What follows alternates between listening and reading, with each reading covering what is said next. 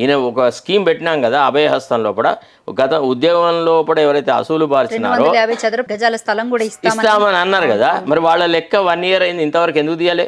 Okay, ఈ నలుగురికి ఇచ్చి ఏం చెప్పదలుచుకున్నాడు ఆయనే?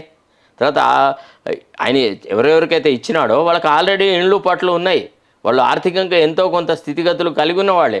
ఉన్న వాళ్ళకే మళ్ళా ఇవ్వడం ఎందుకండి? మళ్ళీ ₹1,00,00,000 సానియా మిర్జాకు డబ్బులు ఇస్తేనేమో ఒక మంచి మహిళకు, ఒక క్రీడాకారునికి ఇచ్చినారు, అది అన్ని డబ్బులు ఎందుకు ఇవ్వాలి, అది వృధా ఖర్చు అని కాంగ్రెస్ నాయకులు విమర్శించినారు.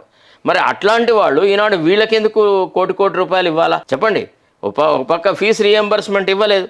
నిన్నగాక మొన్న ఆర్ కృష్ణయ్య గారు ఉత్తరం రాసినారు, అయ్యా మాకు ఇవ్వకుండా మీరు అంతా కాంట్రాక్టర్లకు బిల్లులు పే చేస్తున్నారు కానీ పేద విద్యార్థులకు ఇవ్వాల్సిన ఫీజు రీఎంబర్స్మెంట్ ఇవ్వట్లేదు, దీని మీద మీరు దృష్టి పెట్టండి అని అన్నాడు.